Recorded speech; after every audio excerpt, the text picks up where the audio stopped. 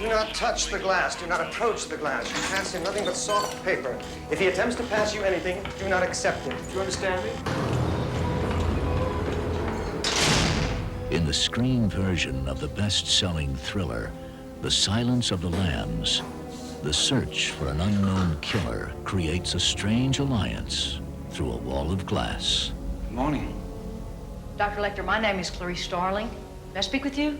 I play a quiet, thoughtful kind of young FBI trainee who comes from a rural background. In order to find the serial killer she's pursuing, in order to find out how that mind works, she has to visit Dr. Hannibal Lecter. Lecter is locked in an institute for the criminally insane. His nickname is Hannibal the Cannibal because he eats people. Well, sort of. Well, he's written as a highly intelligent, intellectually brilliant sociopath. I don't know what the difference is between that and a psychopath, but he has the most penetrating mind. I'll help you catch him, Clarice. You know who he is, don't you? Tell me who decapitated your patient, Doctor. All good things to those who wait. The Silence of the Lambs marks a departure for filmmaker Jonathan Demme from such past hits as Melvin and Howard and Married to the Mob. For me, more than anything, Silence of the Lambs is a story about one person trying desperately hard to save the life of another person. The first time I spoke with Jodie, she talked about the idea of a character who identifies with the victim in a very passionate way. Given the degree of Clarice's desperation, Lecter really goes for the full court press inside her head. Oh, Agent Starling, you think you can dissect me with this blunt little tool? He feeds on pain, and that's his game. Somebody who loves pain but is behind bars and is not able to inflict it will get it anywhere he can.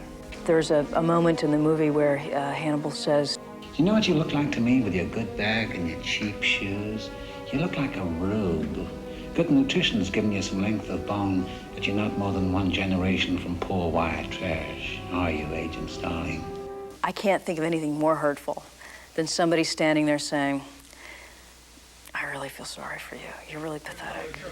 He started imitating my accent. He would say, oh, your problem, Clarice, is you need to get a little more fun out of life. And suddenly,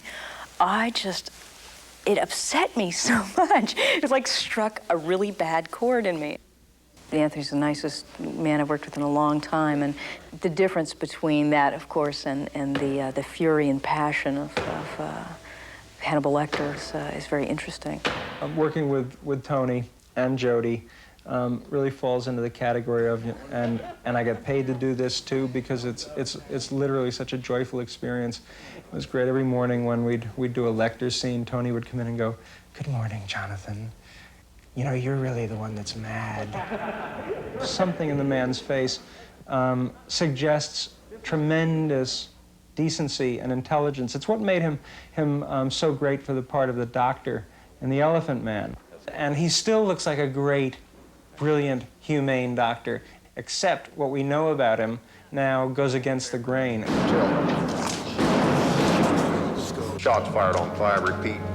Shots fired on 5. Seal off a 10-block radius. Give me the SWAT team and an ambulance double quick. Oh, God. Those great malignant villains are the most interesting ones to play because they say all the things that we dare not say. Tell me, Mom, when your little girl is on the slab, where will it tickle you? Take this thing back to Baltimore. Circles where the girls were abducted, arrows where their bodies were found. Crawford is, quote-unquote, her boss. He is the head of the behavioral science unit of the FBI. I spent 4 days at Quantico with a man named John Douglas, who, in fact, does what I pretend to do in this movie. He specializes in hunting for, prosecuting sexual killers.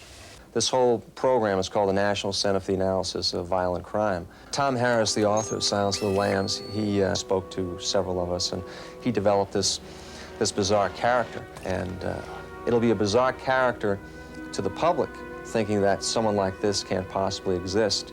But we know in the National Center this person does exist.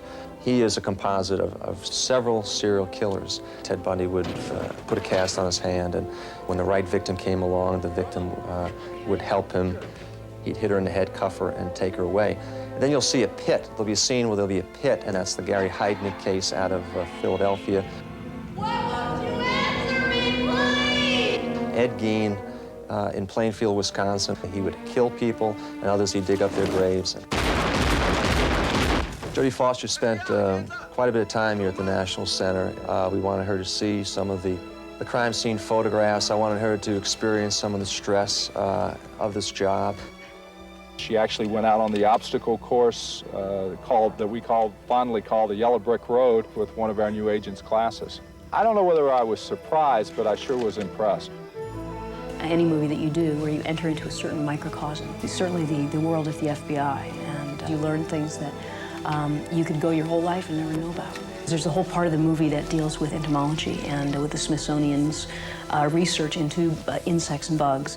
Meet Mr. Acherontia Styx, better known to his friends as the Death's Head Moth. Somebody grew this guy, fed him honey and nightshade. Somebody loved him. I'm fascinated by, and always will be fascinated by, the people that are objects of cruelty and people that are left out. All the scenes that I have with Anthony delve very deeply into that. Just as I want to know what makes somebody go out every day in a week and kill a new person and feed off of that, he wants to know what makes the hero. I trade bits and pieces of my personal life for information about who the killer is. What does he do, this man you seek? He kills women. No, that is incidental. Because he's a psychiatrist, he wants to know what it is that makes her tick. Doctor, we don't have any more time for any of this now. No, I will listen now. Someone who is terrified of psychological analysis must submit to deep, brilliant analysis. After your father's murder, you were orphaned. You were 10 years old. And one morning, I just ran away. Not just, Clarice. What set you off?